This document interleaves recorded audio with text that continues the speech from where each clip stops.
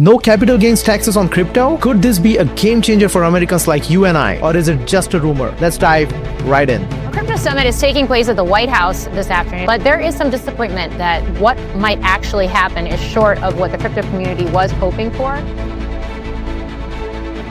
I'm Sushant, your finance friend, retired at 41.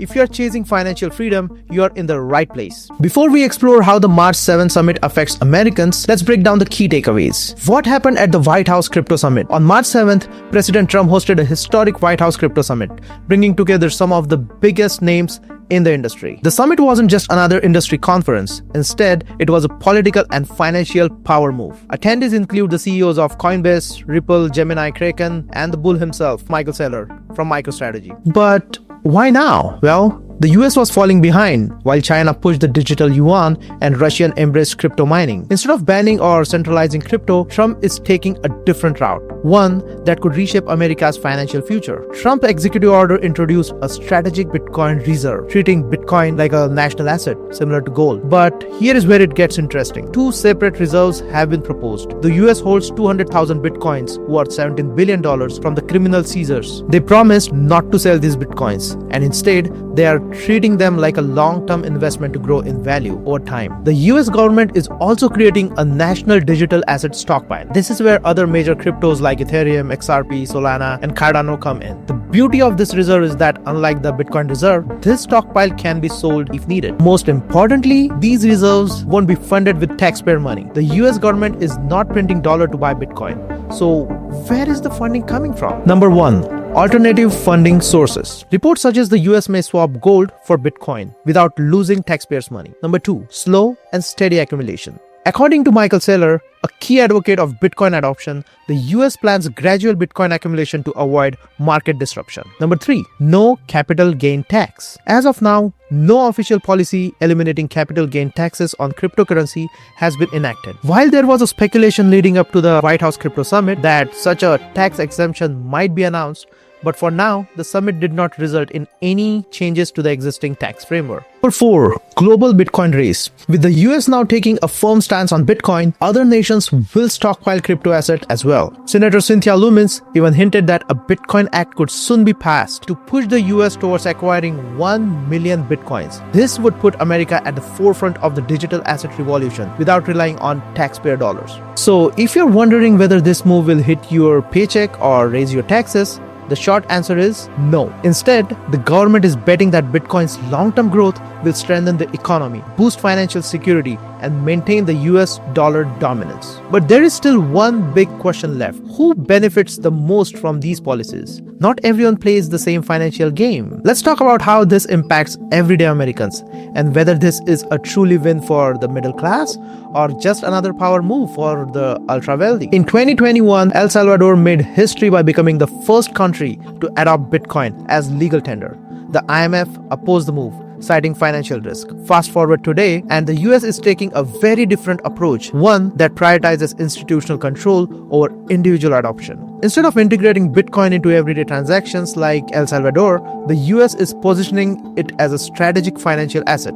This shift is evident in two major developments. Regulatory green light. The Office of the Comptroller of the Currency has confirmed that US banks can legally provide Bitcoin services. This means traditional financial institutions can now offer custody, transactions, and even investment product involving crypto. Number 2. Institutional control over adoption. Unlike El Salvador's decentralized free market adoption, the US government is taking a top-down approach, treating Bitcoin as part of a national reserve than a cryptocurrency for daily spending. Beyond regulations, there are rumors that capital gain taxes on crypto may be eliminated. If this becomes reality, it could make Bitcoin and other cryptocurrency a more attractive investment than stock for many Americans. This is due to two main reasons. Bitcoin's limited supply. Bitcoin is scarce. Only 21 million exist. Unlike fiat, it can be printed endlessly. If reports are accurate and the US follows through on plans to stockpile 1 million Bitcoin as part of its strategic reserve, demand could skyrocket. This could push price even higher as institutions and retail investors rush to buy before the government accumulates too much. Furthermore, it is no secret that crypto markets are notoriously volatile. Due to this market volatility, Bitcoin has already reached $109,000 and fell from there to $78,000 and now back again at $85,000. Everyone is hoping that Bitcoin will go back again, fueled by the recent policy shift and institutional interest. The national accumulation strategy could drive price even higher. If major players like the US government gain too much control over Bitcoin, they could introduce regulations or policies that manipulate the market, potentially limiting accessibility for everyday investors. Could crypto become a mainstream payment method? While Bitcoin's role as a digital gold is becoming clearer, its future as a daily payment method remains uncertain. However, Trump has emphasized the importance of dollar-backed stablecoin to maintain US economic influence. So what do you think? Will Bitcoin and stablecoin eventually be used for public funds, or will they remain high-level investment asset? Please tell me your opinion in the comments. Continuing the discussion on the market volatility, many crypto investors worry about what happens if a major player like the US gain too much control over Bitcoin. Bitcoin was designed to be decentralized, free from government or institutional control.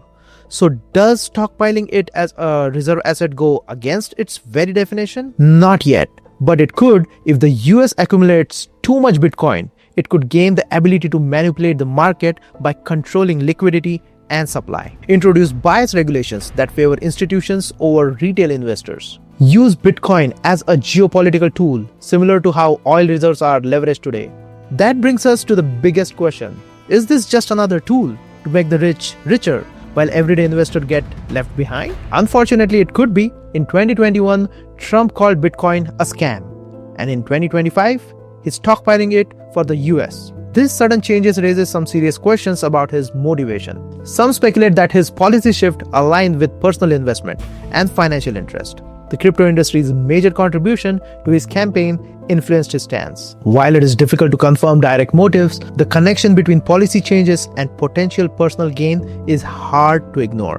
Beyond government's control, another major concern is who stands to profit the most from this shift. If the US follows through on the plans to buy 1 million Bitcoin, the biggest winner will be early institutional investor. Figures like Michael Saylor's and major crypto firm that accumulated Bitcoin years ago. Hedge funds and crypto billionaires who benefit from price spikes driven by government accumulation. Why?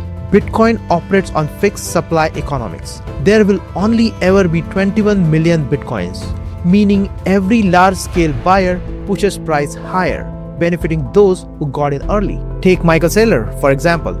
His company, MicroStrategy, started buying Bitcoin at a fraction of today's price. If the US government starts accumulating at a national level, his holding could skyrocket in value.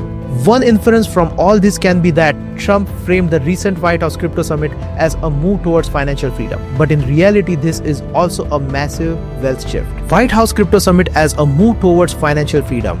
But in reality, this is also a massive wealth shift. The biggest winners won't be everyday investors, but those who already own large amount of Bitcoin. If the government introduces strict regulations while stockpiling Bitcoin, it could limit accessibility for average Americans. Bitcoin, once seen as a tool for financial independence, could become an asset controlled by the elite. So was this summit truly about decentralization and economic freedom, or just another way for the wealthy to consolidate power over the next financial system? Do you think Bitcoin will remain decentralized, or is it heading towards institutional control? Trump's crypto push, time to go all in?